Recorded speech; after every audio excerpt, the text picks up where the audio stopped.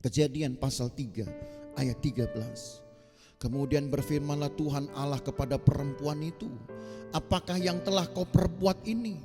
Jawab perempuan itu, ular itu yang memperdayakan aku, maka ku makan. Lalu berfirmanlah Tuhan Allah kepada ular itu, karena engkau berbuat demikian, terkutuklah engkau di antara segala ternak dan di antara segala binatang hutan. Dengan perutmu lah engkau akan menjalar, dan debu tanah akan kau makan seumur hidupmu. Dengan perut engkau akan menjalar. Ya. Mungkin pada akhirnya hewan menjalar yang menggunakan perutnya ya cuman ular ini yang murni dengan perutnya ya. Semua reptil rasanya sudah punya kaki. Masih punya kaki maksud saya. Jadi kita tidak tahu seperti apa. Tapi hukuman diberikan bukan kepada ularnya ini. Nah, kita nggak mau pusing. Ular mau dijadiin dia menjalar, serah. Ya. Yang kita perlu tahu ayat 15-nya. Coba saudara baca 15. Karena ini yang harus ada dari dulu. Aku akan mengadakan permusuhan antara engkau dan perempuan ini, antara keturunanmu dan keturunannya. Keturunannya akan meremukkan kepalamu dan engkau akan meremukkan tumitnya. Allah buat sebuah ketegasan yang harusnya ini dari dulu mereka sudah tahu. Ini bukan perjanjian yang terbaru, yang baru belakangan dibuat. Permusuhan antara ular, antara kejahatan dengan makhluk ciptaan.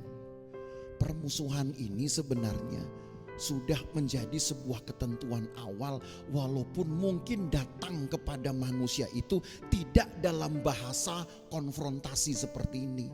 Bahasa langsung, ayo musuhin ya. Bukankah Allah sudah membuat pemisahan antara yang terang dan yang gelap? Kan itu sudah dari hari penciptaan pertama. Kita harus tahu bahwa pemisahan itu juga sama dengan permusuhan. Pemisahan itu sudah menunjukkan adanya perbedaan saudara yang tidak boleh lagi didekati, yang tidak boleh lagi diubah. Jadi kalau saudara tahu alur pemisahan ini, sebenarnya kita tahu dari awal itu semua ketentuan Allah sudah lengkap di sana. Allah pisahkan kan terang dari gelap, betul? Allah pisahkan. Pertanyaannya kenapa Allah tidak menciptakan semua itu jadi terang? Loh, karena kegelapan itu nantinya pun akan dihukum. Tapi belum pada waktu itu. Kalau seandainya saya berada sekarang sebagai seorang pemerhati misalkan. Saya masuk di dalam lorong waktu misalkan. Lalu saya berada di dalam zaman penciptaan ini. Lalu kemudian saya melihat, kok Tuhan ternyata hanya memisahkan terang dari gelap. Kenapa Tuhan gak langsung lenyapkan kegelapan, gantiin semua terang? Mungkin saya protes. Kenapa Tuhan? Karena kehendak Tuhan tetap membiarkan, bukan membiarkan sebenarnya.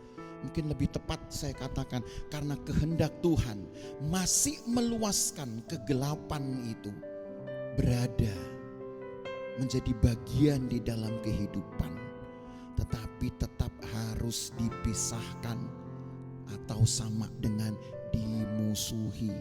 Karena nantinya pun kegelapan ini akan Tuhan binasakan, tapi enggak waktu itu.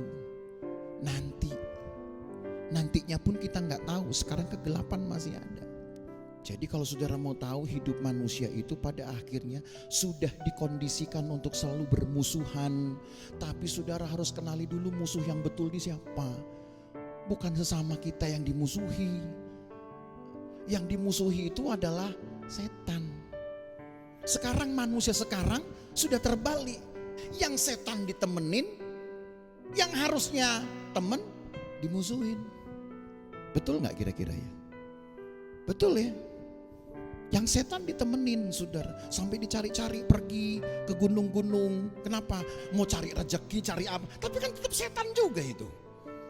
Jadi kembalilah saudara kepada kepada mazhab ini, kepada pengetahuan ini. Allah buat permusuhan langsung.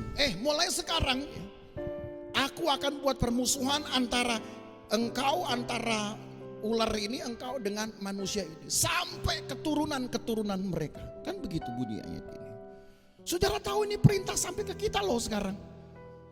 Hidup orang Kristen itu harus bermusuhan, tapi dengan setan.